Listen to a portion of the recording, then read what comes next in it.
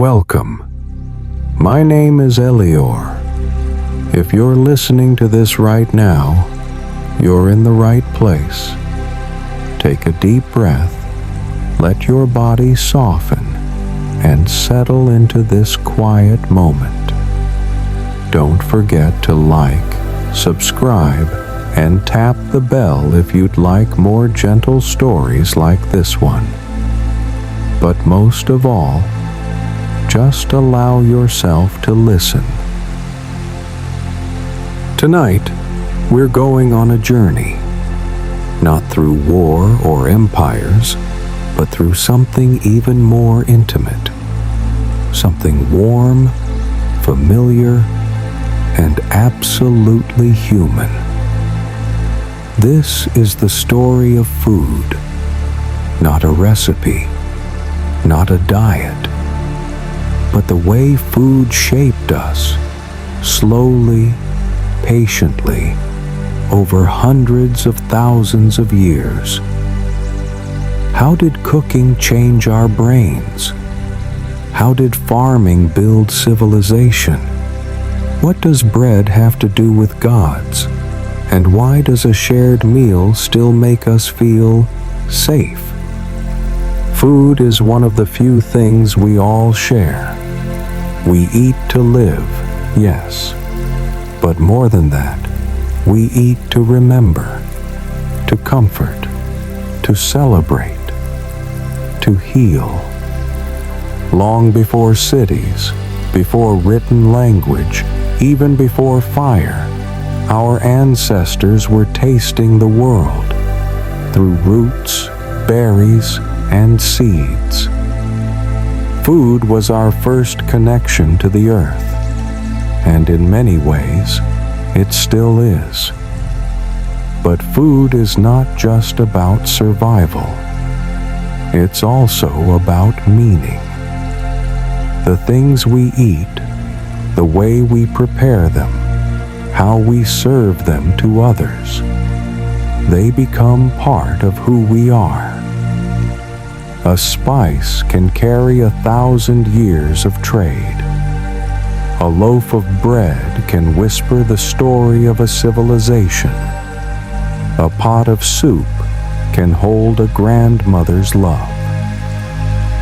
In this lecture, we'll explore how food changed humanity. We'll look at how fire transformed our bodies, how agriculture reshaped our societies, how trade brought flavors from one continent to another, and how a humble meal can still hold something sacred. We'll move gently, from forests to fire pits, from clay ovens to city markets, from ancient rituals to modern kitchens.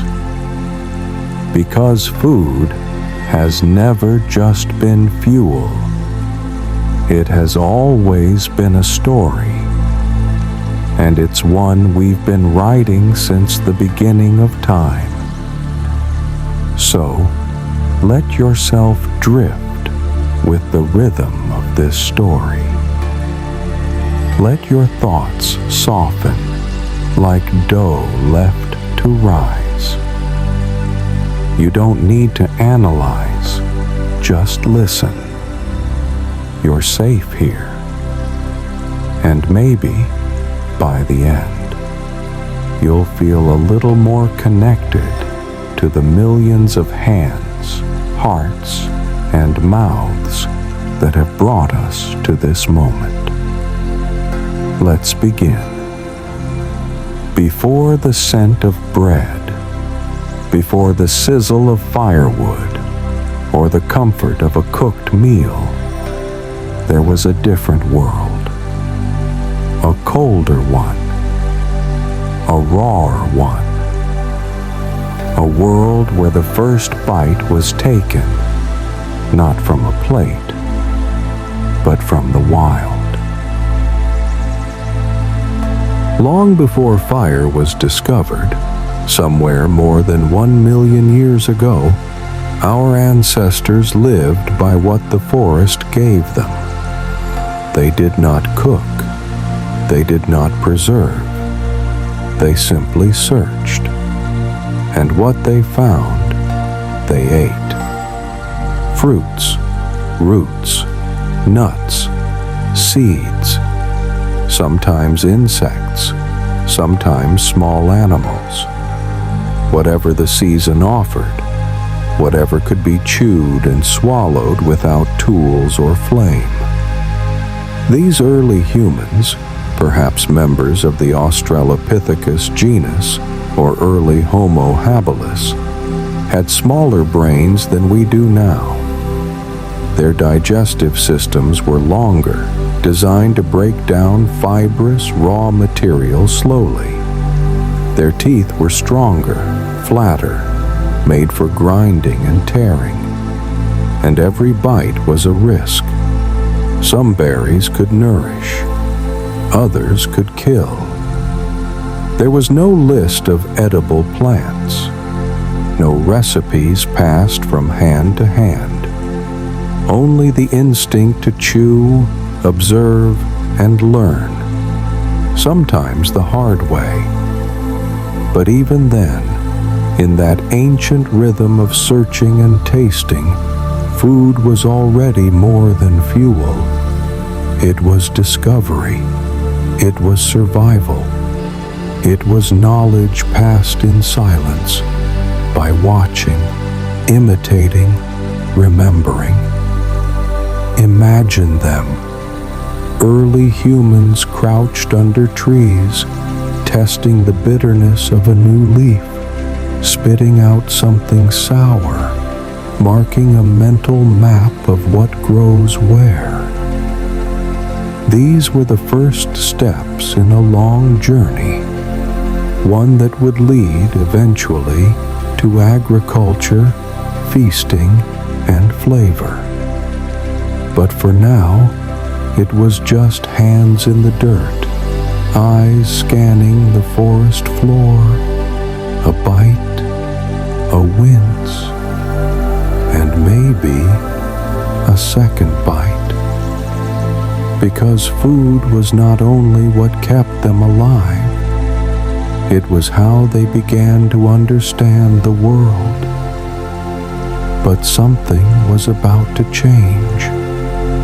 A spark, a flicker, not in the sky, but on the ground. A moment that would change not just what we ate, but who we would become. The discovery of fire is not a single event. It happened slowly, again and again. Lightning struck trees, lava spilled, and our ancestors watched the world burn before they dared to touch it. The first true control of fire, not just observation, but use, may have begun more than 1 million years ago. Some archaeologists believe that Homo erectus was the first to not only keep fire alive, but carry its embers from place to place. At first, it was warmth, protection from predators, a circle of safety in the cold night. But then, it became something more. Food that had once been hard to chew, softened. Meat that once harbored parasites became safer. Tubers and roots that were once bitter became sweet. Cooking broke down the tough fibers of plants. It unlocked more calories, and it meant we needed less time digesting and more time thinking. This is where something extraordinary began. With cooked food, the human brain had more fuel. Over thousands of generations, brains grew larger. Energy shifted from gut to cortex, and with it came memory, planning, emotion, language. Fire fed the body, but also the mind. And beyond biology, something softer happened. We began to gather, to sit in circles, to share warmth, to pass food by hand, to wait together as something cooked. The first shared meals were not grand, just roasted roots, a piece of charred meat, but they were shared, and that made all the difference. Because around that glow, we weren't just eating anymore. We were becoming human. Fire gave us warmth, but hands gave us skill. And slowly, through repetition and need, we began to shape the world around us into tools that could shape our food. The earliest tools were not elegant, just sharp stones chipped by hand, held against a root or a piece of meat. But they worked. And with each successful cut, each clean scrape or split bone, something grew inside us, a sense of ability. Over time, stone tools became more specialized, not just for hunting, but for cracking seeds, grinding roots, cutting meat into manageable strips. By around 2.5 million years ago, early humans of the genus Homo were already using these tools not only to survive, but to transform. Bones became scoops, shells became bowls, flat rocks served as primitive cutting boards, and in some places, hollowed-out wood began to resemble the earliest spoons and ladles. We began not just to eat, but to prepare. Preservation, too, was born early. Drying meat in the sun, burying food underground to keep it cool, leaving nuts and seeds in woven baskets covered with leaves.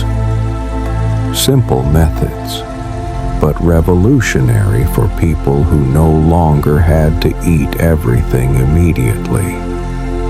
This was the beginning of cooking not as reaction, but as intention. Grinding, soaking, pounding, wrapping. These were the first recipes, even if they were never written down. They were passed on through hands, through eyes, through time. Children watched their mothers crack bones open for marrow. Elders taught how long to roast tubers without burning them. Food became more than flavor. It became knowledge, a quiet craft, a ritual of preparation and care. The kitchen did not yet exist, but already cooking was becoming an art. We had fire, we had tools, and we had hunger, not just for food, but for connection. Because soon, it wasn't only about what we could eat. It was about who we could eat it with. Long before cities, before farming, there were people who moved with the seasons. People who followed rivers and herds, carried what they needed, and left behind what they could not hold. These were the hunter-gatherers, and their world revolved around food.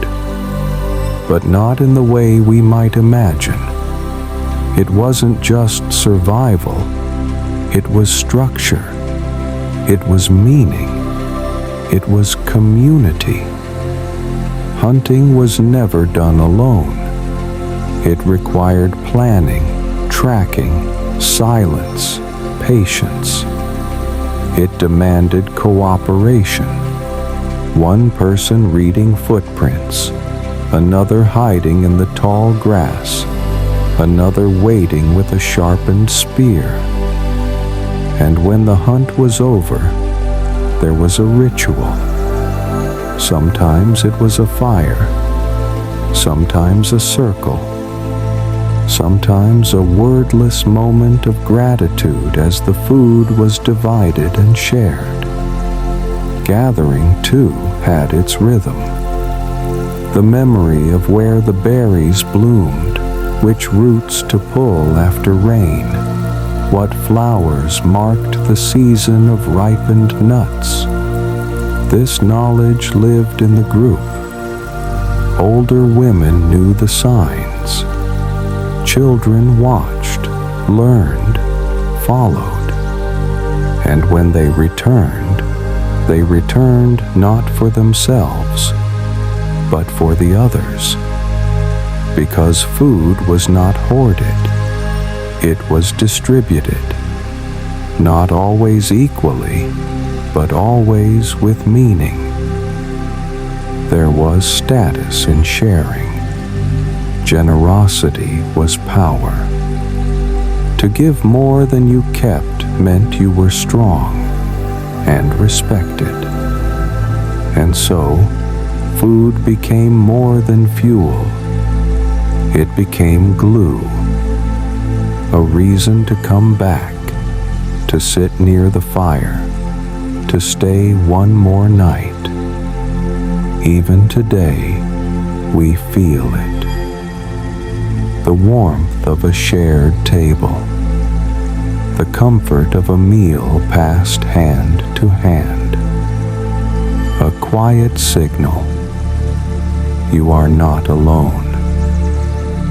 For thousands of years, we walked, we hunted, we gathered, we followed food, until one day we asked a different question. What if food could follow us? Around 12,000 years ago, something began to shift. Not everywhere at once, but in scattered pockets of the world, in the Fertile Crescent, in the valleys of China, in Central America, and the highlands of Peru. Humans began to stay. They noticed how seeds fell, how plants returned in the same spot each year. They began to scatter seeds on purpose, to clear the land, to water with intention. And suddenly, we were no longer just foragers. We were farmers. Wheat in Mesopotamia, barley in Egypt, rice in the Yangtze Valley, maize in Mesoamerica, millet in Africa, potatoes in the Andes. These crops were more than calories. They were timekeepers. They dictated seasons, labor, and ritual. They required tools and teamwork. But they also demanded settlement. We built homes. We dug canals. We waited. And as we waited, our bodies changed. We became shorter. Bones grew thinner. Teeth wore down faster. Diets narrowed. From a wide range of gathered foods to a few starch-heavy staples. But farming gave something powerful in return: abundance. With stored grain came security. With storage came trade. With trade came complexity, markets, specialization, hierarchy, and eventually civilization. Food now had to be protected, with fences, laws, even armies. Ownership became a concept. Territory became sacred. Farming didn't just change how we ate. It changed who we were. It planted the seeds of everything to come, from cities to writing, from kings to kitchens. We no longer moved through the world. We made the world move around us. We no longer just found food. We grew it. We stored it. And now we began to shape it with intention, with memory, with taste. Because somewhere between grain and fire, we began to write things down. By around 4,000 years ago, in the ancient land of Mesopotamia, someone sat down and pressed soft symbols into wet clay. They were not writing about gods or kings, but food. These early cuneiform tablets, written in Sumerian and Akkadian, recorded more than 30 detailed recipes: stews of lamb with garlic and leek, breads shaped by hand, seasonings of herbs, fat, and salt. It was not just a list. It was a method, and it marked something profound. Cooking had become knowledge. These recipes were not invented overnight. They were born from thousands of meals, from mistakes and miracles, from grandmothers and priests, from hunters and farmers. In Egypt, too, scribes documented offerings to the gods: bread, honey, figs, wine, fish. In India, Ayurvedic texts described how food balanced body and spirit.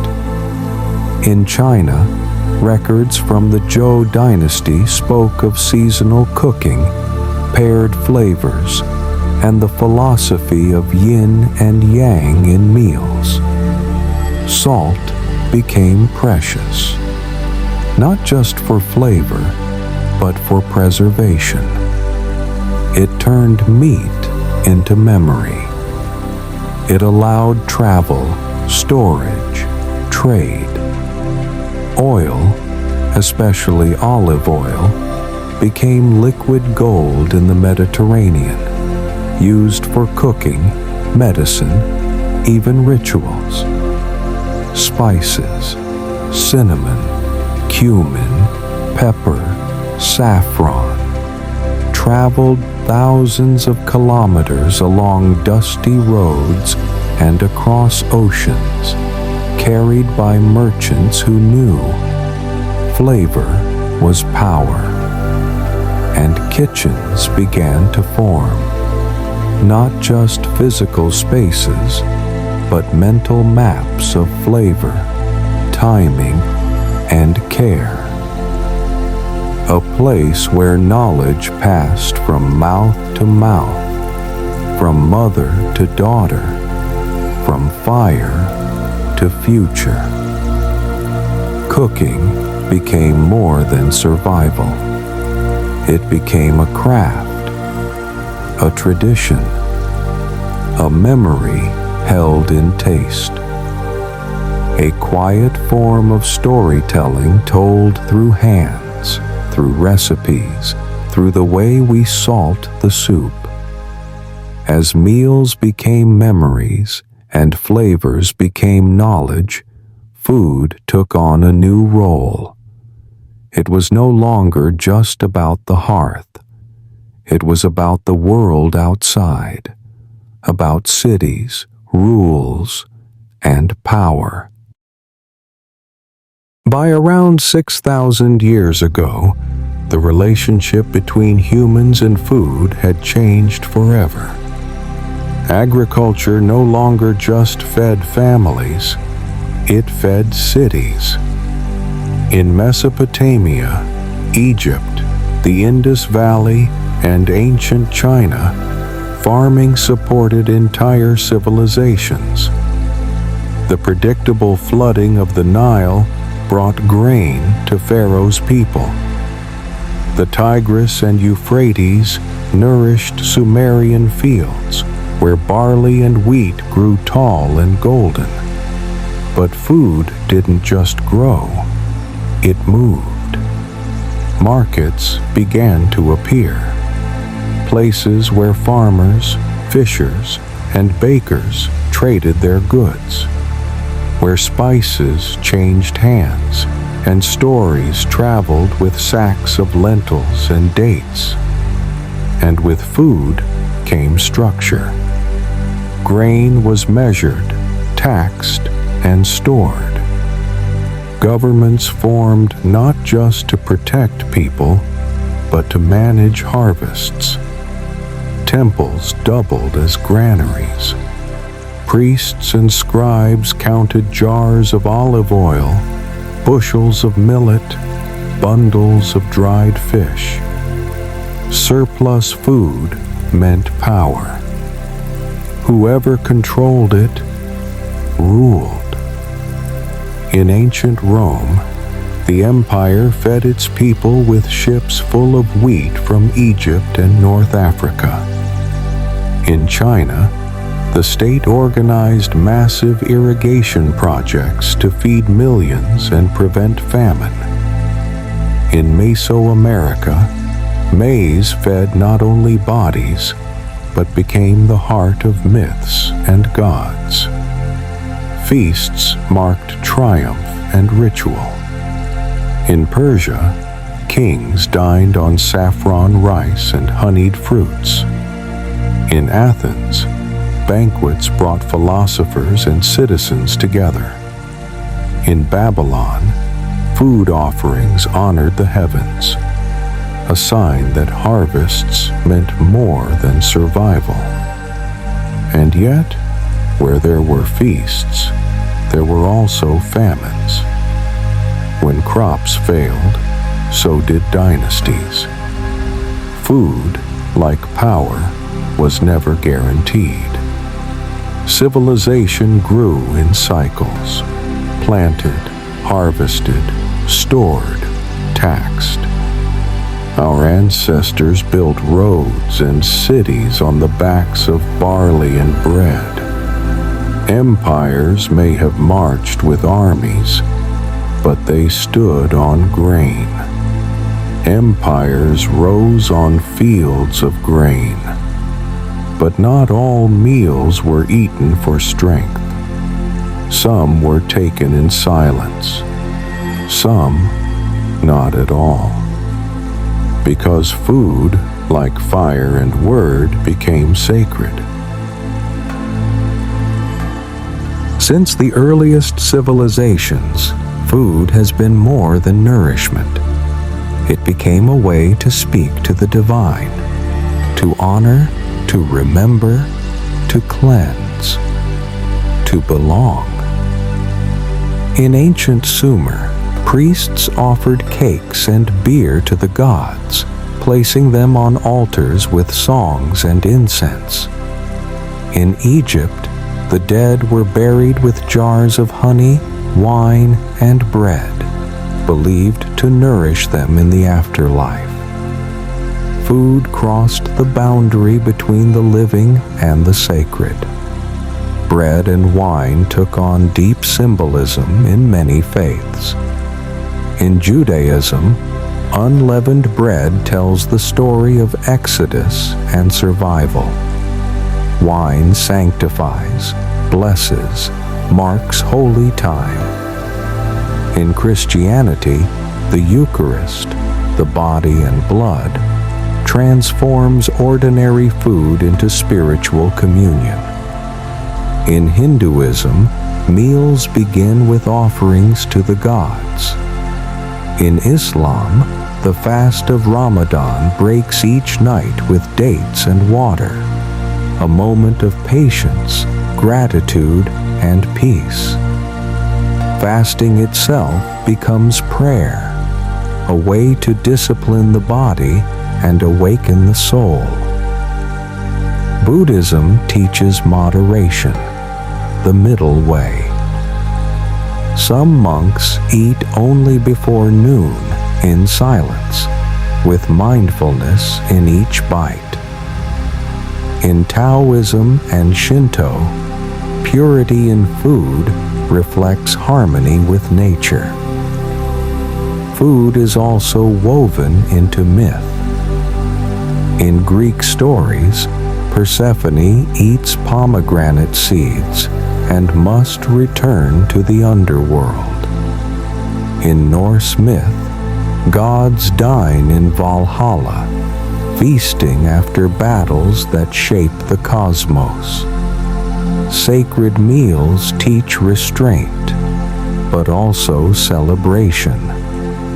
Eid, Passover, Diwali, each one marked by specific dishes remembered across centuries. What you eat, how you eat, who you eat with, all become part of spiritual life.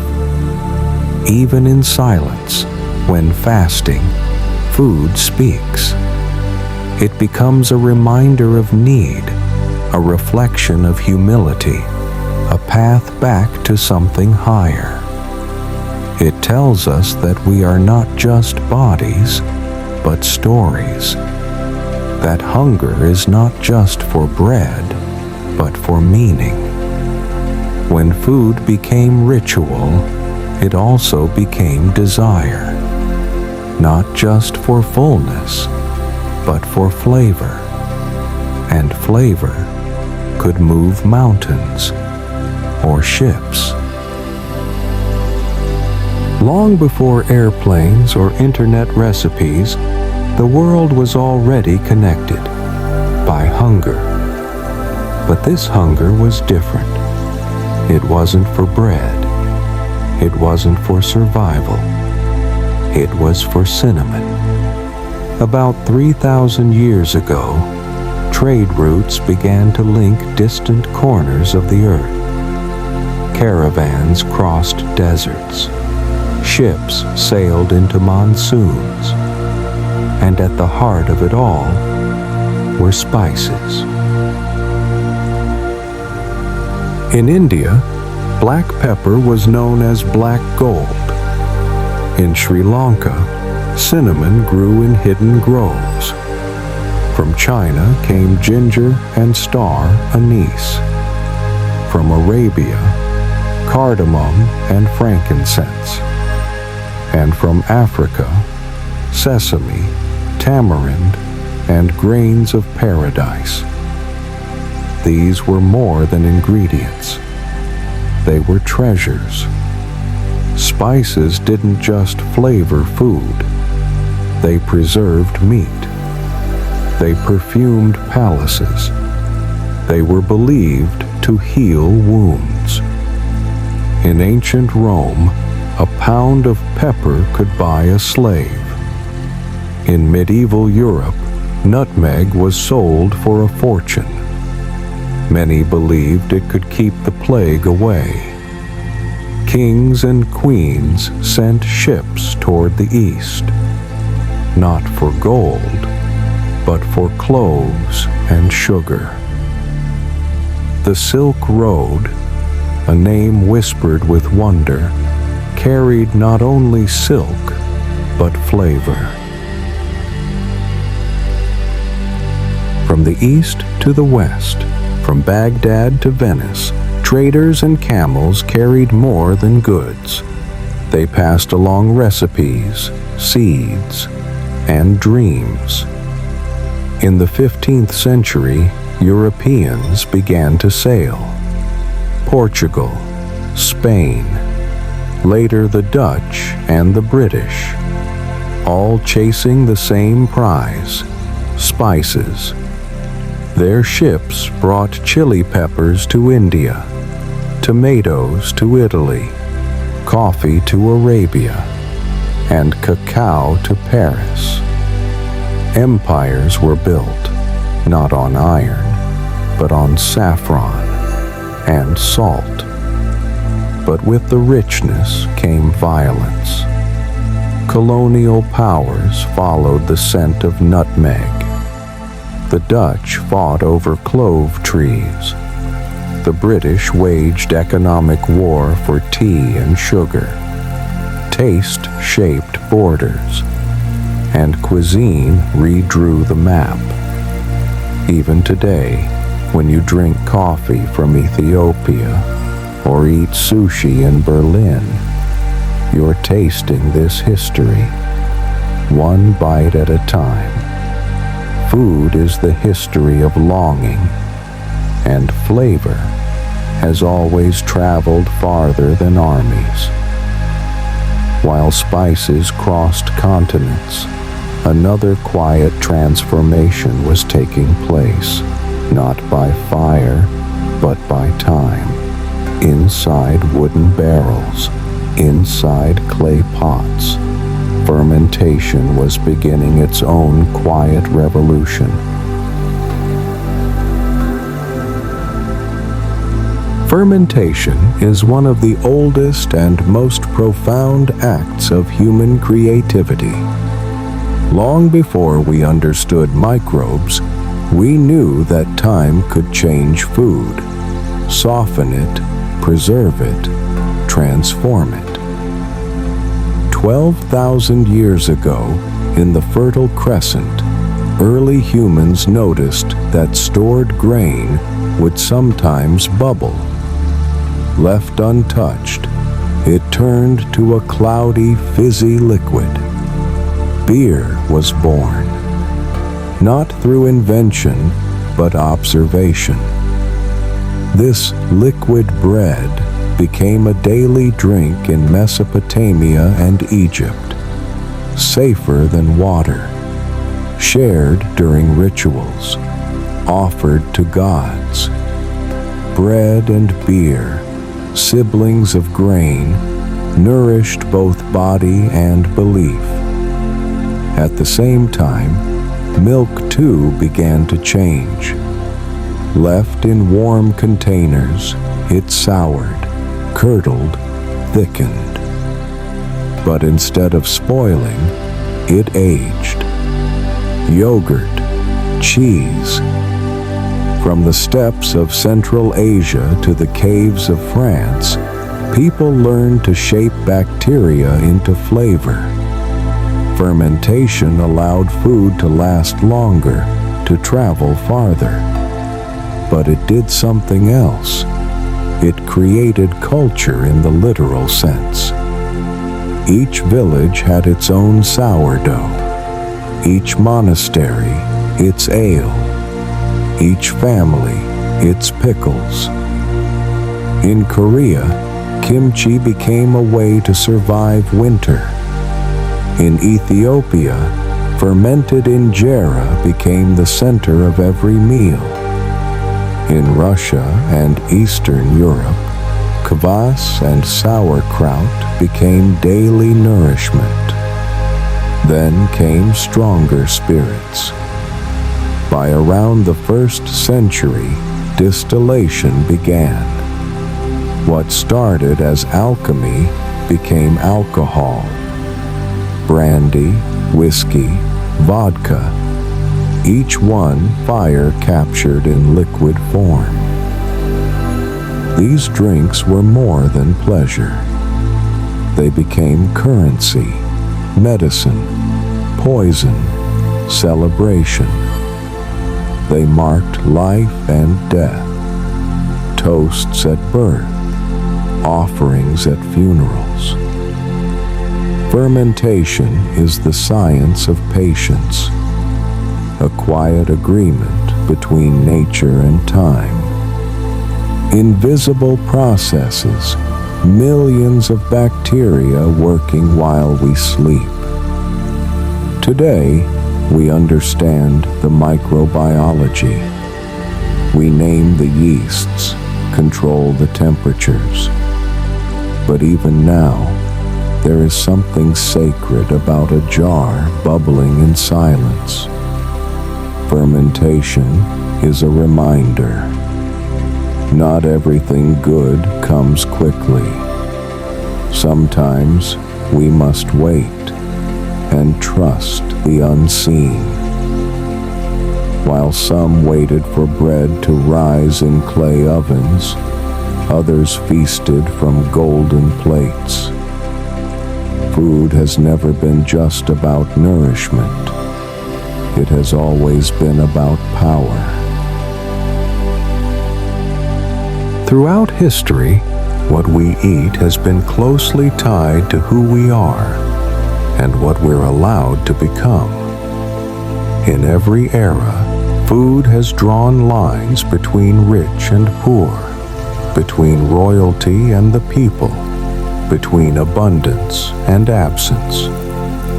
In ancient Egypt, the pharaoh's table overflowed with honey-roasted meats, figs, dates, fresh fish, and wine. Meanwhile, laborers ate onions, lentils, barley bread, filling but plain. In medieval Europe, nobles dined on swan and spiced pies, washed down with mead and claret. Their meals were theatrical, music, gold, hundreds of courses. But peasants? They lived on dark rye, cabbage, and the hope of a good harvest. Meat was rare. Salt was precious. Across Asia, emperors tasted delicacies brought from all corners of their empires. Lotus root, bird's nest soup, glazed pork, exotic fruits. Yet most farmers in China lived on rice and tea, with maybe a piece of tofu if the week was kind. In India, ancient caste structures shaped not only where people lived, but what they were permitted to eat. Food became ritual, but also division. In France, by the time of King Louis XIV, the kitchen had become theater. Chefs were artists. Dishes were designed not just for taste, but for power, to show wealth, refinement, control. Meanwhile, just outside Versailles, the poor often couldn't afford bread. Food also became a form of control. To tax grain was to starve a population. To control salt was to rule the body itself.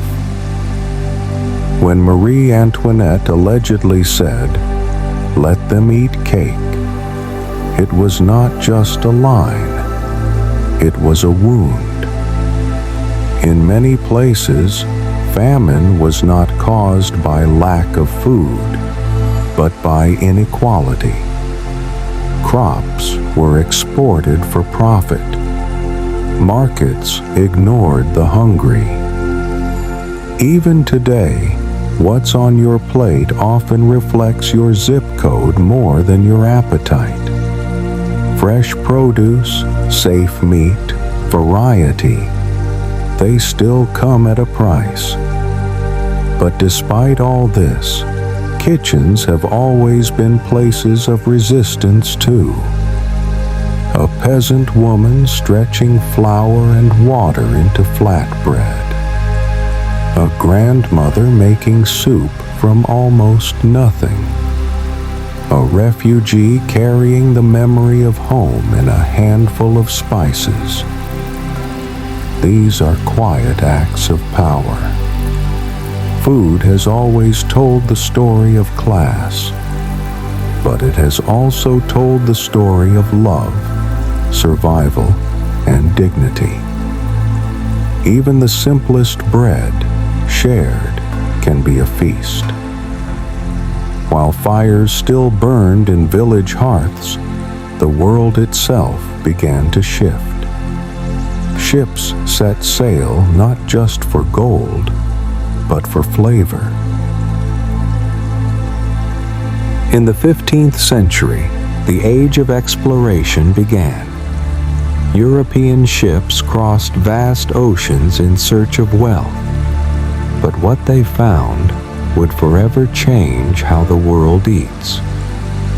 From the Americas came tomatoes, potatoes, corn, cacao, vanilla, chili peppers, and more. These foods, once unknown beyond their native soil, quickly transformed diets across Europe, Africa, and Asia.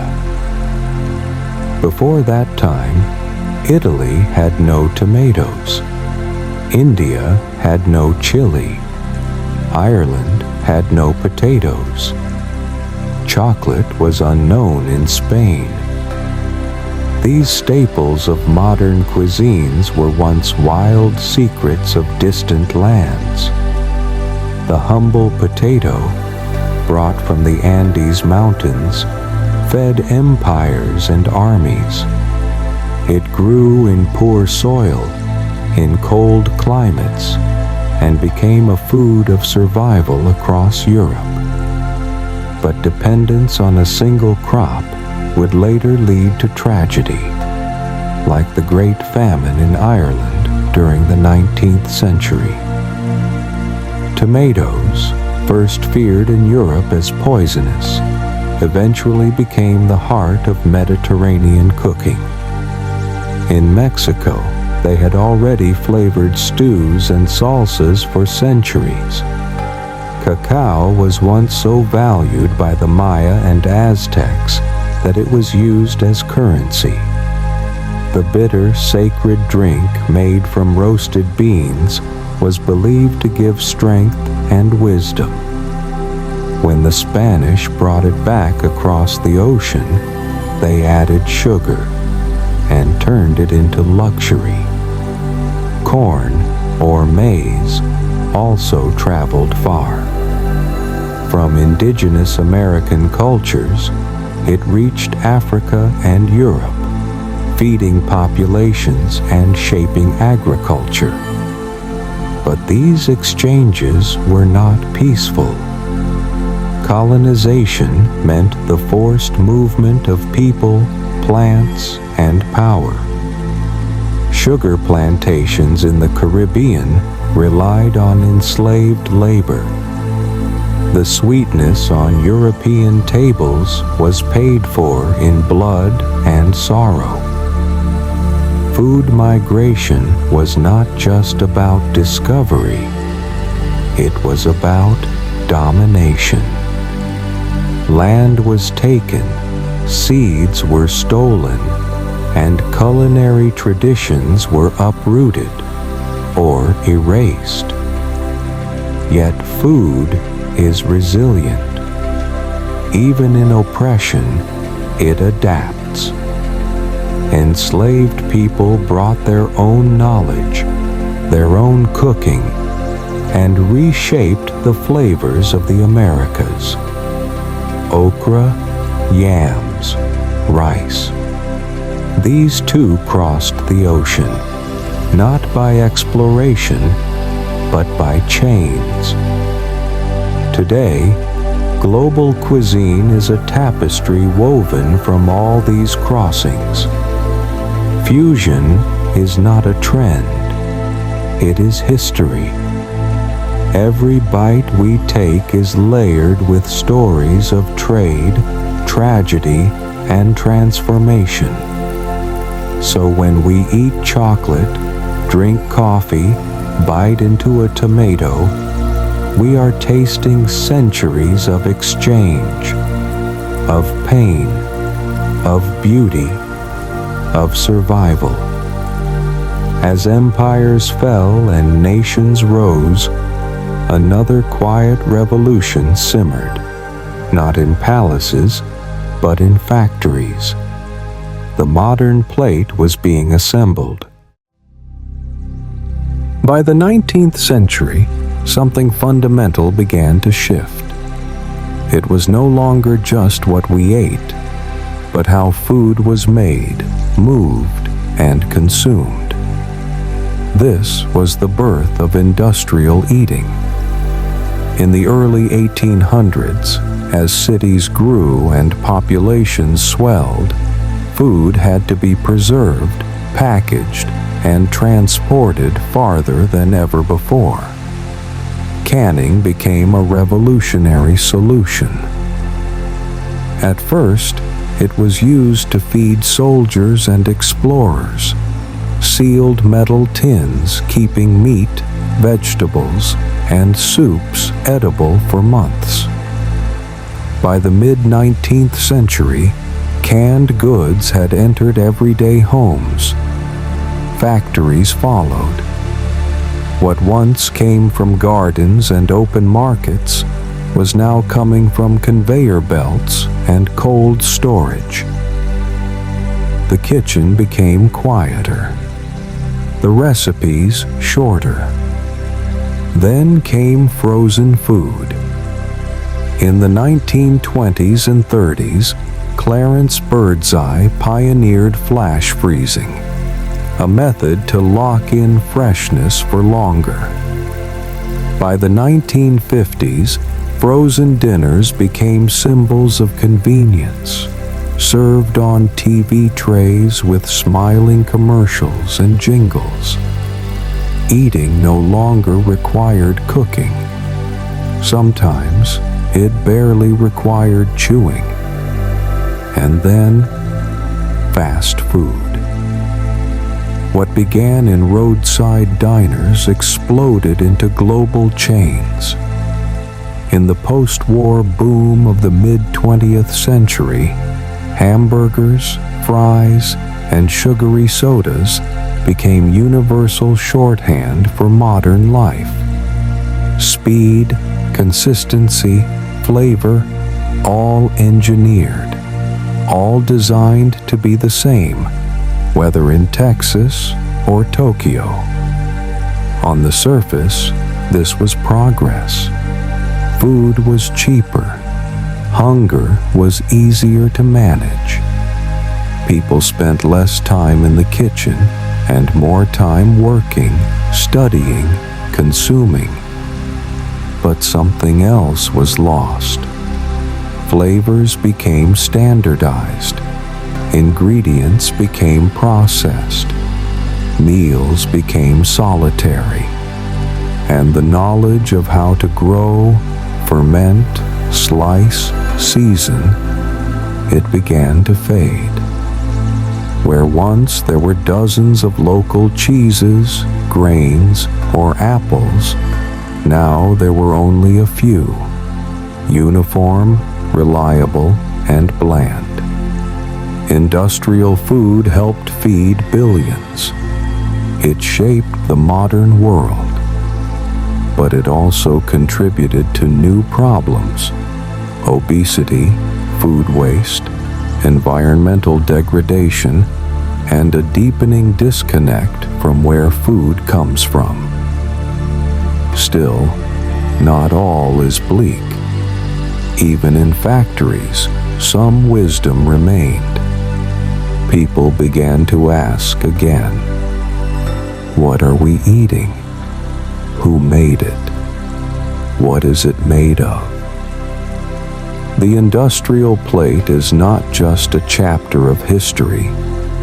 It's our present moment. The lunch in your hand is a story of machines and choices, efficiency and cost, memory and forgetting.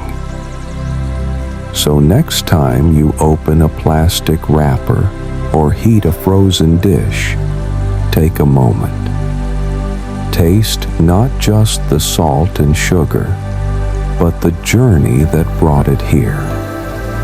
And yet, beyond machines and markets, food remained something deeply human.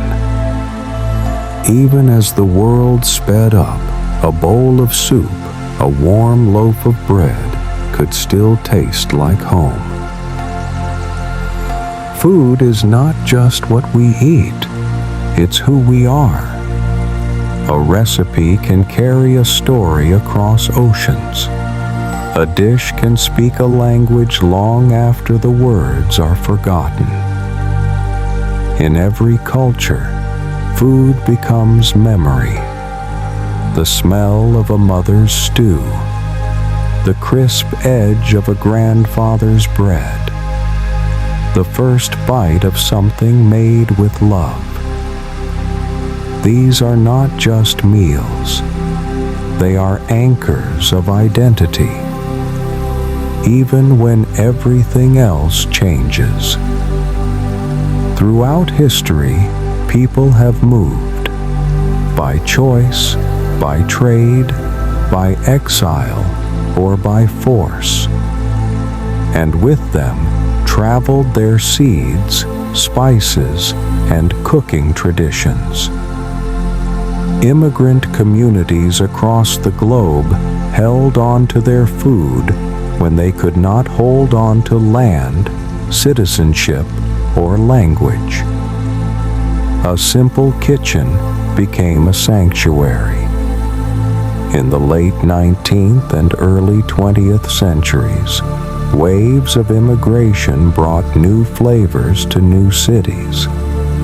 Italian pasta in New York, Vietnamese pho in Paris, Ethiopian injera in Washington, D.C.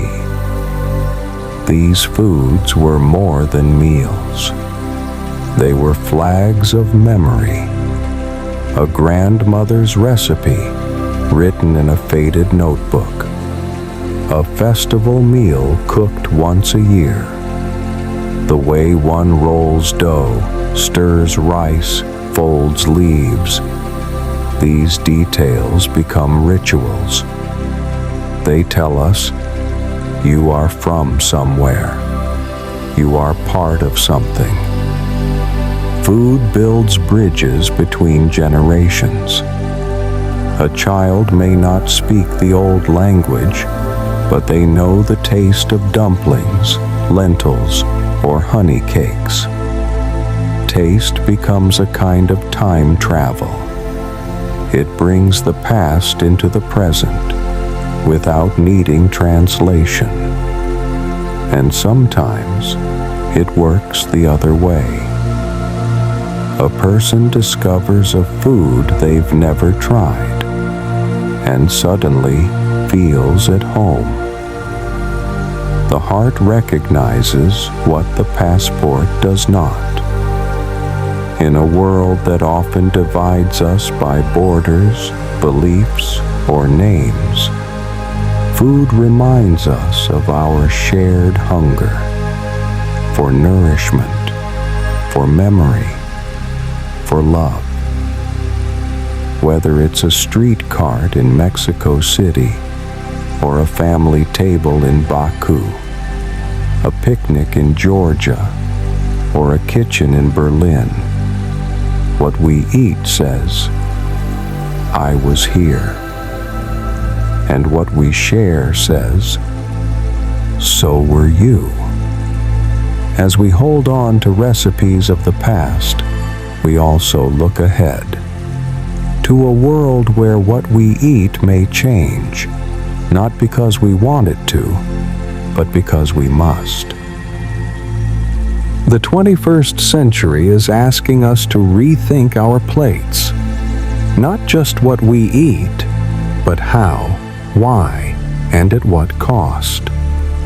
Feeding nearly 8 billion people on a planet with shrinking resources and rising temperatures is no small challenge. Traditional agriculture, especially large-scale meat production, has become one of the leading drivers of greenhouse gas emissions, deforestation, and water consumption. To continue eating as we have means to risk not only our health, but the health of the world that feeds us. And so, science is stepping in, not to erase tradition, but to imagine a future where food can be both delicious and sustainable. Lab-grown meat, also called cultured or cultivated meat, is being developed in laboratories from real animal cells, without raising or killing animals. It promises the texture and flavor of meat, but without the methane, manure, or moral dilemma. At the same time, plant-based alternatives are expanding far beyond tofu and lentils. New technologies allow us to recreate the experience of eating meat from peas, soy, mushrooms, and even algae. Burgers that bleed, cheese that melts, eggs made from mung beans. The line between nature and innovation grows softer. In some parts of the world, entomophagy, the eating of insects, is returning as a smart, protein-rich, low-impact solution.